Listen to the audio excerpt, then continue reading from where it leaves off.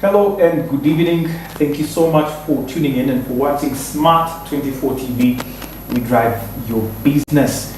This is the #1 business channel and we bring you business 24 hours, 7 days a week. Smart 24 TV, where we'll be getting to interact. Now today, in application to business and enterprise here in Uganda. Corporate governance may sound like a preserve for a few corporate companies and a few members of the private sector. But in actual sense, corporate governance in Uganda is now medium enterprises, and the principles are applicable to in all sectors. It has become a multi-sectoral governance principle, and an underlying principle: if at least you're doing business, you must be having knowledge on corporate governance. Now, the belief that corporate governance belongs to only big companies is also something that has been shredded to pieces in the recent few years.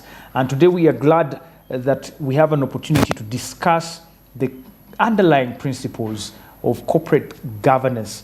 And joining me on this discussion is none other than Mrs. Kakoza Francesca, who is a Director Legal at the Regulatory Authority of Uganda, and the corporate governance expert coming in to give us her expert knowledge and opinion on corporate governance principles and what can be done to be applicable in business. You're most welcome, Madam Francesca, to the show. Thank you very much, Anthony, and I'm very excited to be here because the topic we're talking about today is one that's close to my heart. I'm passionate about corporate governance and the good it can do for businesses. Absolutely. Yes, so thank you. So tell us about first of all, your profile seems to be having lots of things. You are a Director Legal and you have a corporate governance background. What exactly are you into? Okay, thank you so much for that, Anthony. I'm an advocate, firstly, a lawyer to the ordinary man, but I'm an advocate of all courts of judicature. I'm also passionate about corporate governance. Right now, I serve our country as Director Legal and Director Legal Secretary to the Authority of the Insurance Regulatory Authority, but I also double as a corporate governance expert, and I'm a consultant with the leading board as well. On my off IRA time, I do consult in corporate governance. Yes. Wow, that's amazing. Now, when you talk about corporate governance, there's a lot that comes to mind, and one of the things that puts many people off is the fact that corporate governance seems to have been reserved for just a specific few. In your own opinion and from your experience, how would you define the scope of corporate governance?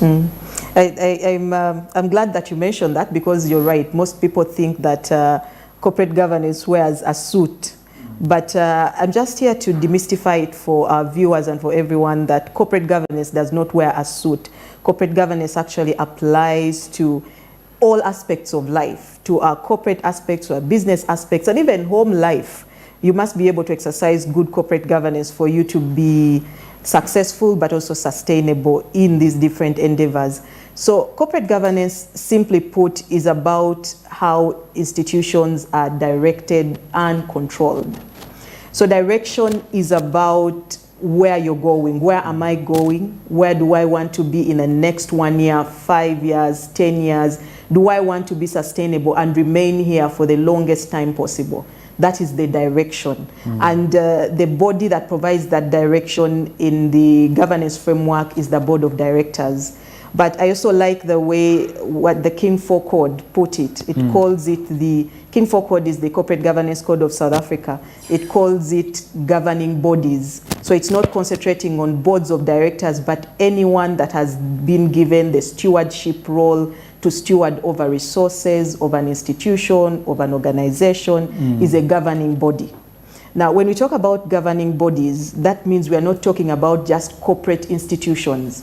We're talking about non-government organizations, for example. We're talking about informal businesses. We're talking family businesses. Your small business that you've started down there in Chikugo. Those are the entities we are talking about. And corporate governance is important in all these entities. Wow. Yeah. Now, when you look at the extent you've defined corporate governance, looks like it's a part of business and it's a multi-sectoral application.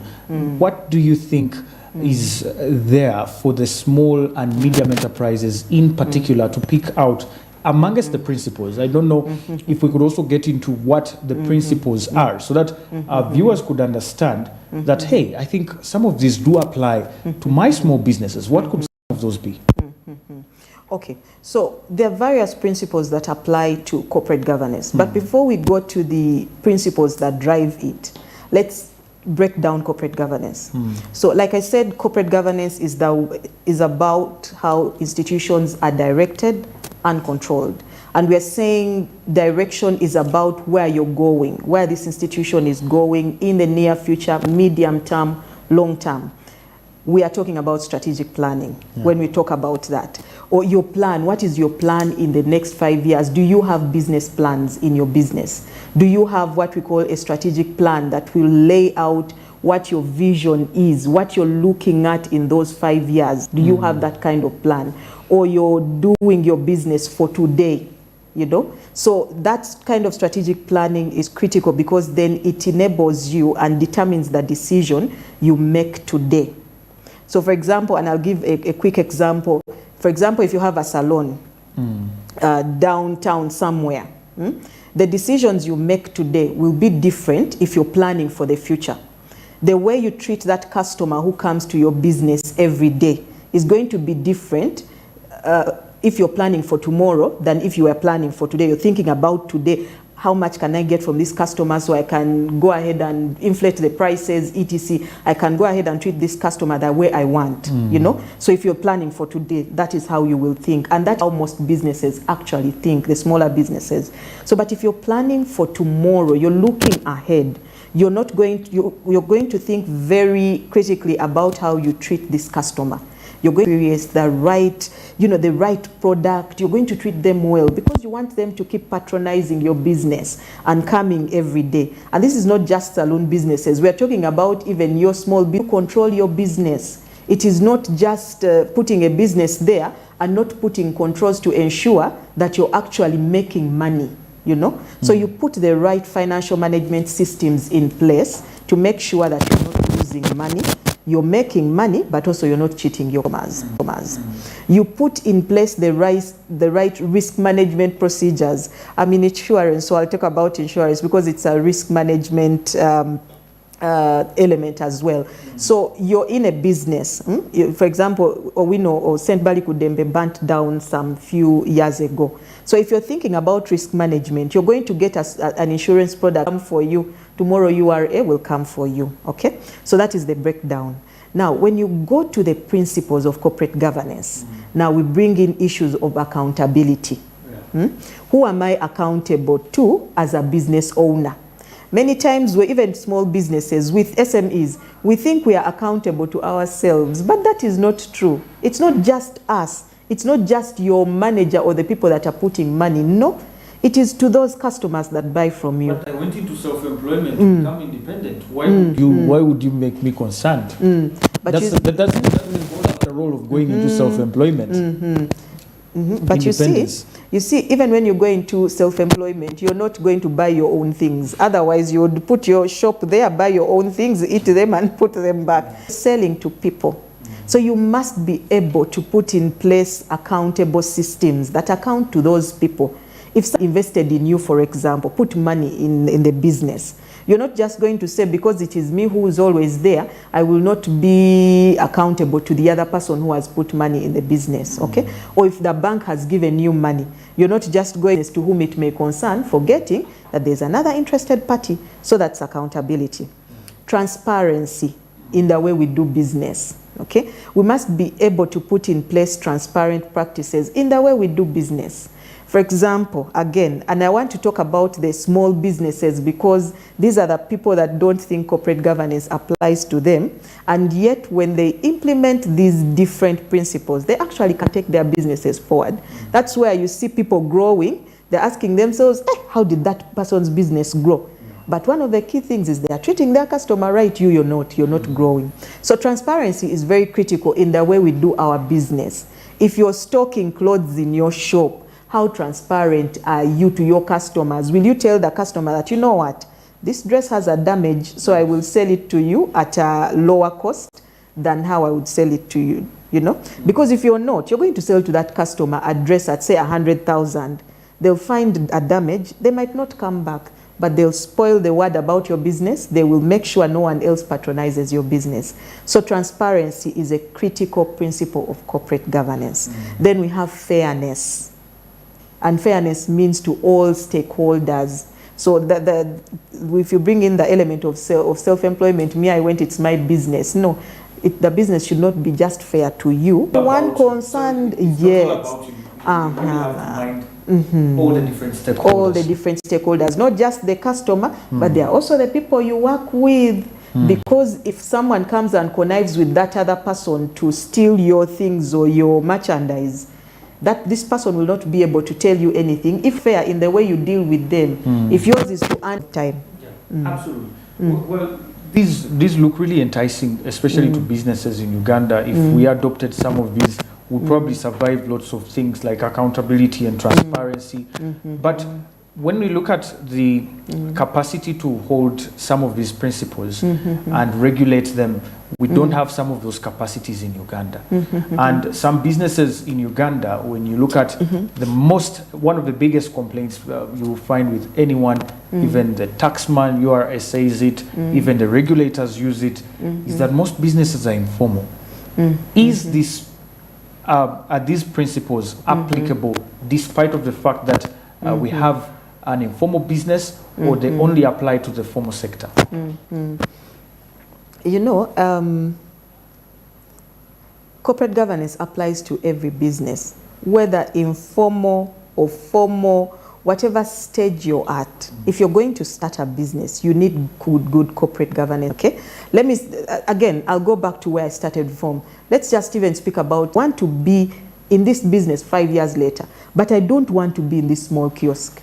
So then you will start investing more, saving more money, so that you can move from this roadside kiosk to probably a shop you're renting in the near future, in 2 years' time, okay? So strategic planning alone is critical for you as a small business owner.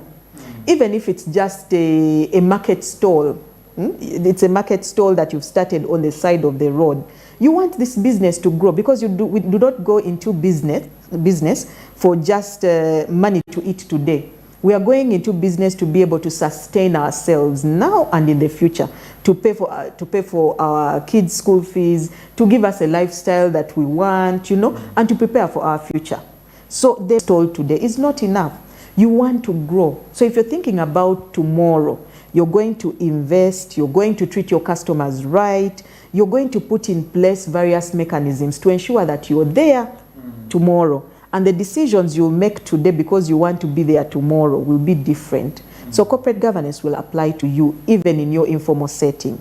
Let's talk about risk management, for example, which is a critical corporate governance aspect as well. When we go into business, we don't just sell every day, do this. We think about the risks that are going to come against us, you know, at any one time. What risks are we exposed to? For example, mobile money. You've heard recently there's a lady that was killed, you know, because I think she had 80 million or something, and she was killed, unfortunately. Two of them, you know. So if you're in a mobile money business, then you should be able to think about risk management, you know. What risks is my business exposed to? Of course, thieves, robbers and whatnot, they will come for you. So you must be able to put in place practices that are going to manage that risk. Is it locking up my kiosk early so I go home early? Is it not keep traveling with huge sums of money so that I bank the money and, you know, be able to survive all that? So risk management is a critical one. Yeah, so at the end of the day, Anthony, corporate governance, when you understand it and break it down, It applies to the small business as well as the big business. Corporate governance sounds expensive. Is that so? Because when you look at what you're talking about, risk management, accountability, when you talk about accountability, you might need accountants, you employ people. When you talk about risk management, you talk about security, hedging funds, and so on and so forth. Is it so costly? Is it that costly as it sounds? So no. And I will say why. Corporate governance is not expensive. And I say that in quotes because it can be, especially for the bigger institutions. Because when you go into, for example, compliance, there are various things you might have to put in place and they'll cost money. But at a much lower level, you then bring the corporate governance you're applying to suit your particular business. It is said that corporate governance is not a one-shoe-size-fits-all. So that means even in the application of corporate governance, the rules, the regulations, the systems you're putting in place are tailored to your kind of business. So for example, again, mobile money kiosk, closing early, how much does that cost? Opening a bank account and saying, you know what, I'm going to make sure that probably either the bank comes for the money or I take it to a mobile money agent. The night doesn't fall before I take that money away.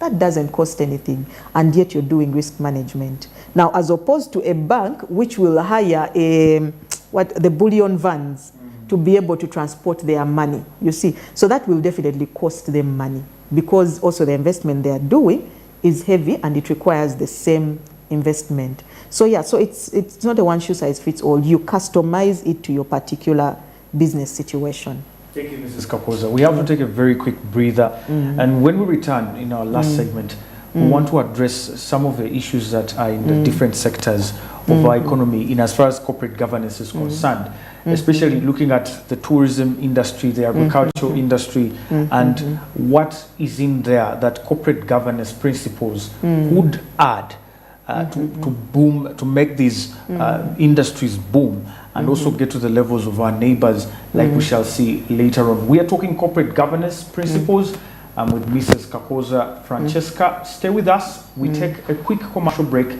and return shortly.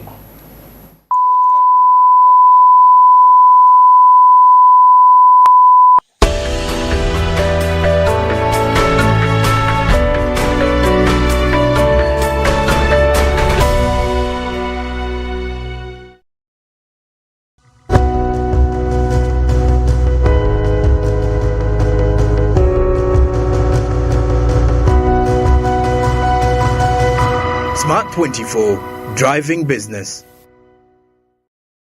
You to escape the glamorous ordeal of city life. Our ambient green gardens will guide you to a place of revitalizing rest. The 3-star restaurant caters to your palate, serving your choice menu ranging from exotic cuisines to local delicacies. Our chefs will serve you full-course meals for a truly out-of-this-world culinary experience. Our fully stocked bar to whet your throat, from renowned global brand whisks, brandies, gins, beers and wines to our locally celebrated beverages, you will not lack for any brewage.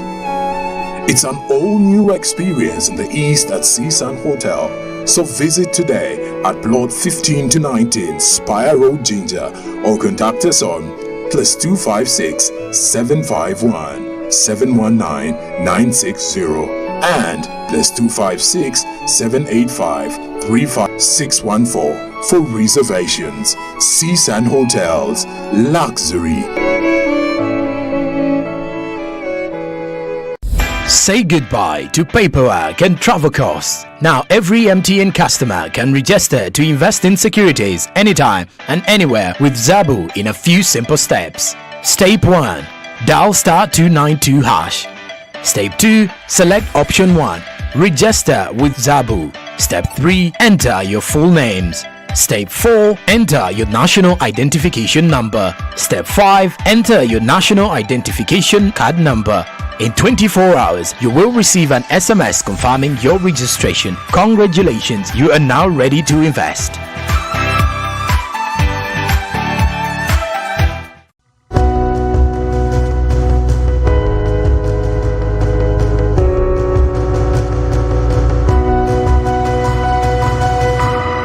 Smart24, driving business.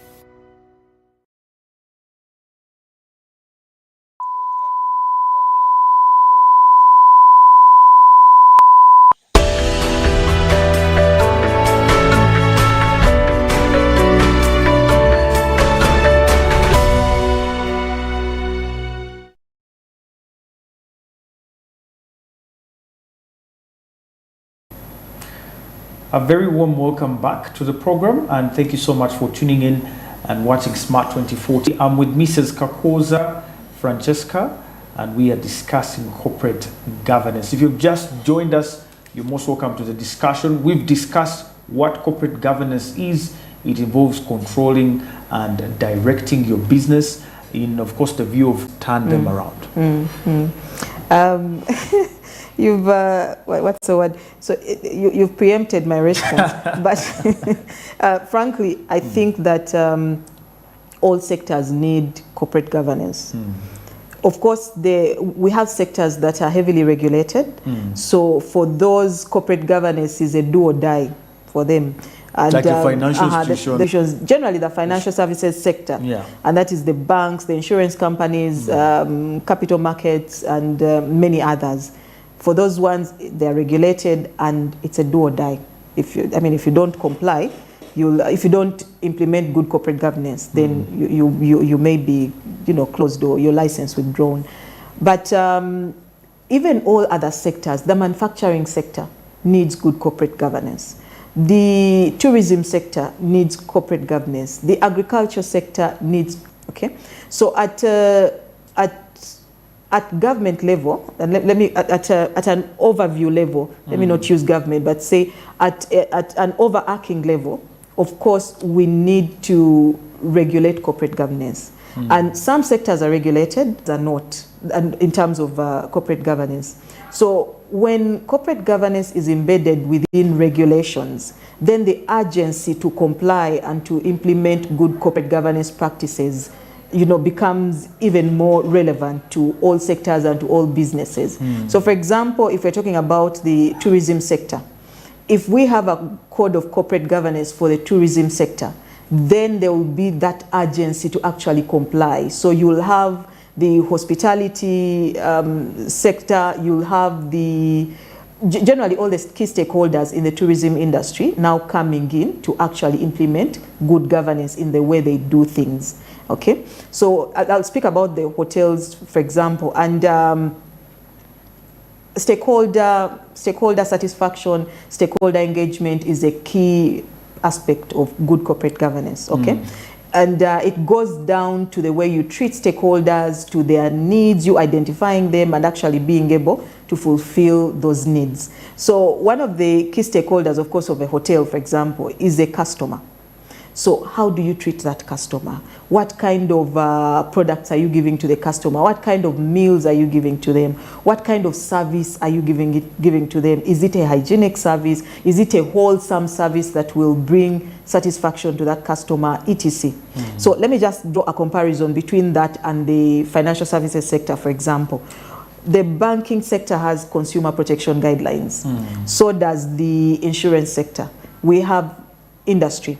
In banking industry and insurance industry, we have consumer protection guidelines. They'll guide you on what kind of information you're supposed to give a customer, how transparent you're supposed to be to the customer in the kind of products you're selling to them, and in the kind of way you're treating them, and also resolving their complaints. Okay, so that's a heavily regulated industry. Now, go to the tourism sector.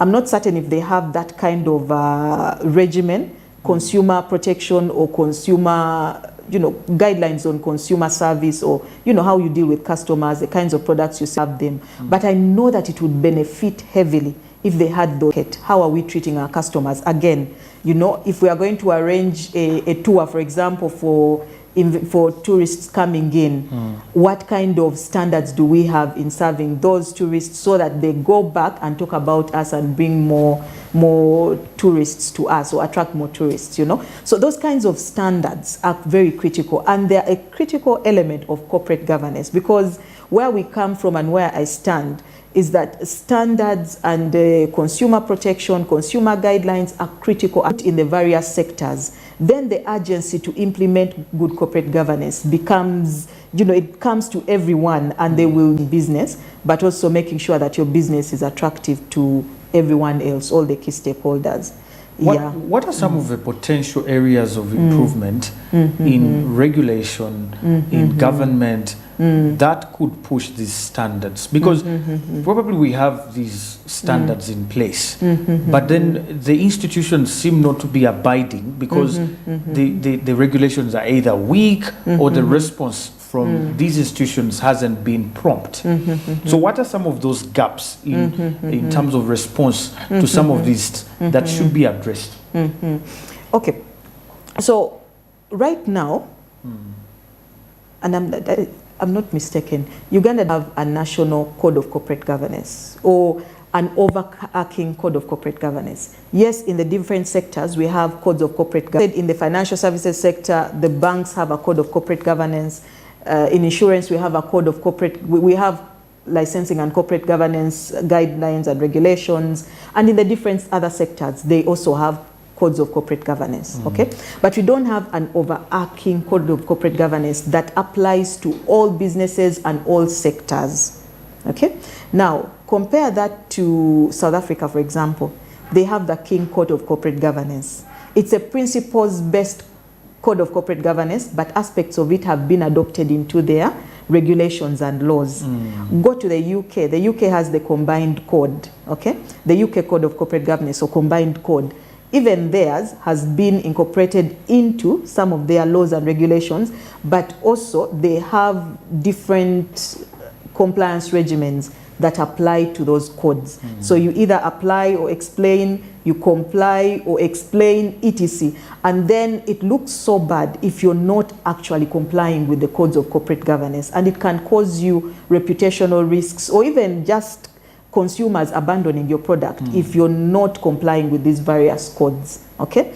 So if we had something like that, a national code of corporate governance that applies to all sectors, so that it is not just the banking sector, the insurance sector, industry, and all these other regulated industries that are applying corporate governance, but we're going to all the other sectors, agriculture. I know they all have some kind of regulation, but we have this code applying to all these businesses. Anyone that's engaged in serving the public or doing some kind of business with the public will be forced to comply to those key principles.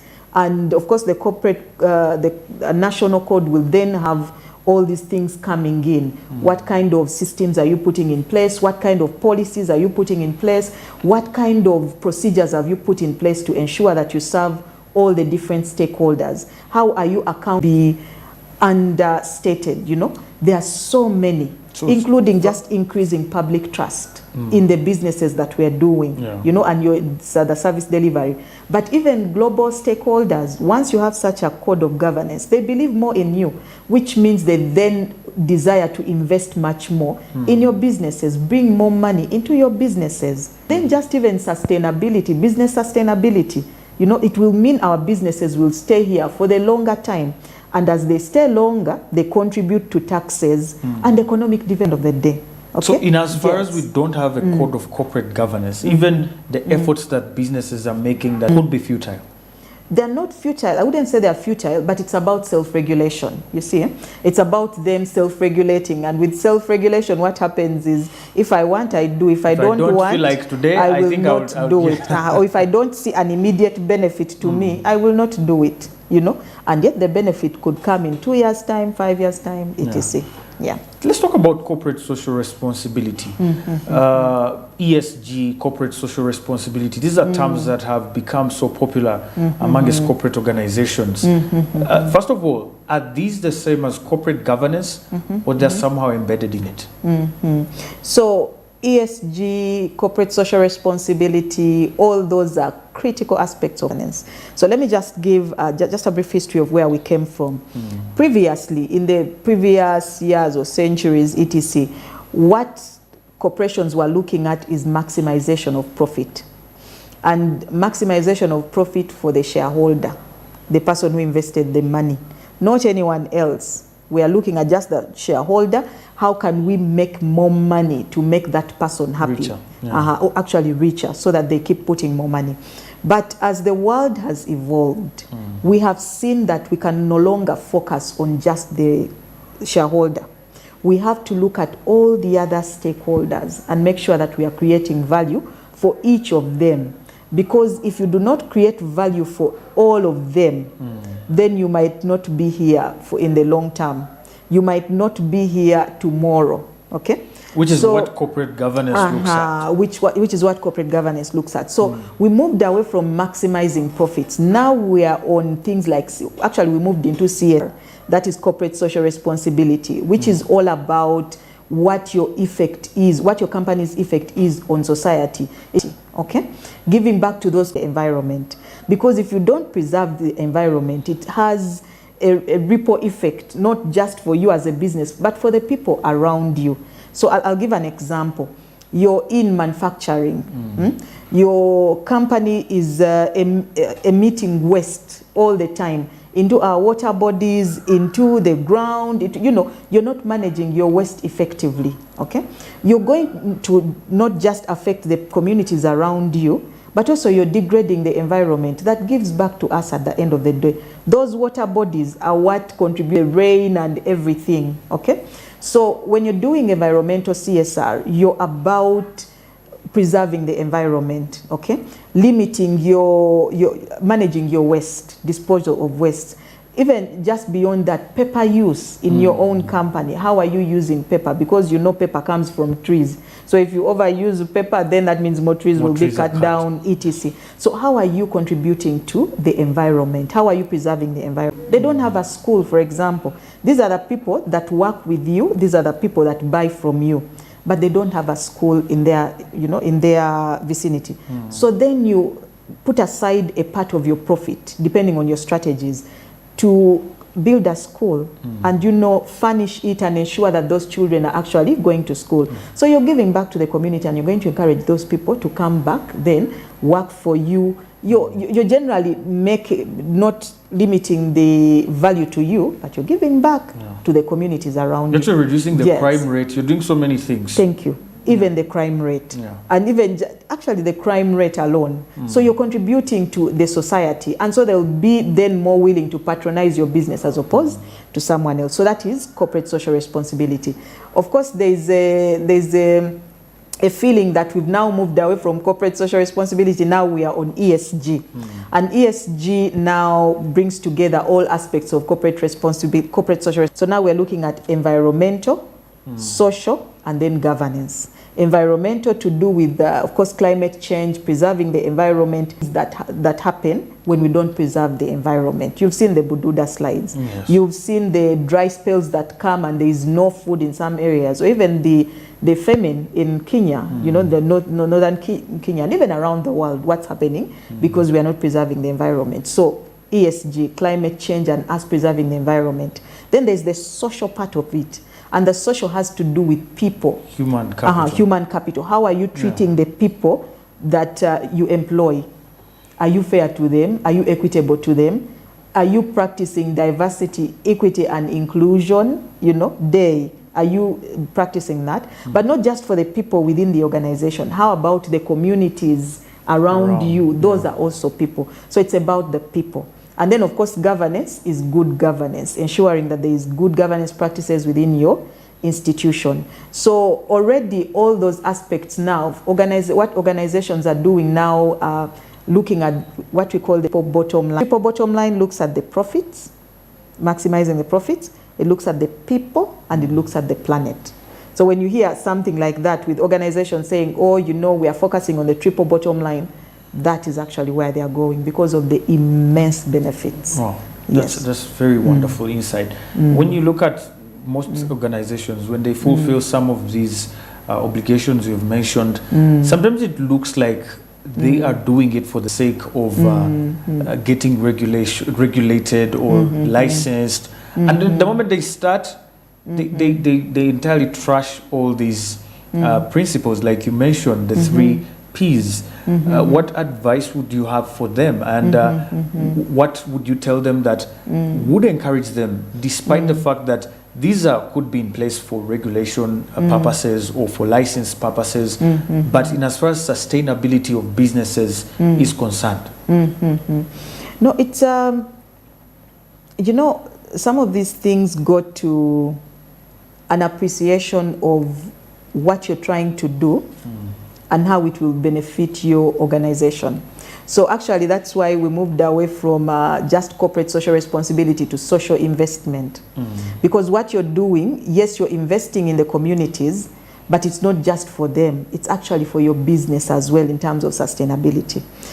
It's just that in Uganda we haven't seen a lot of consumer activism, but in the more developed countries, actually just one thing that you do can lead to you losing customers, or even if it's a bank, a run on the bank because of your practices. Okay, I think a few years ago there was an aspect about, was it Tesco that was found selling either horse meat or something? I think a consumer bought horse meat or something, and that caused a run on the whole the whole chain, the supermarket chain, you know, because of those issues. So corporate social responsibility and just investing in the communities and even just doing the right thing, because ethical business is also, you know, it's about ethics and ensuring that you're doing ethical business. Behavior. Ethical behavior in your business is critical. And it can mean the difference between someone actually patronizing your business and another. So corporate social responsibility for the organizations actually should pay attention to it. First of all, by demystifying what it is. It is, you're not just throwing away good money. No, you're actually investing for the future when you invest in corporate social responsibility.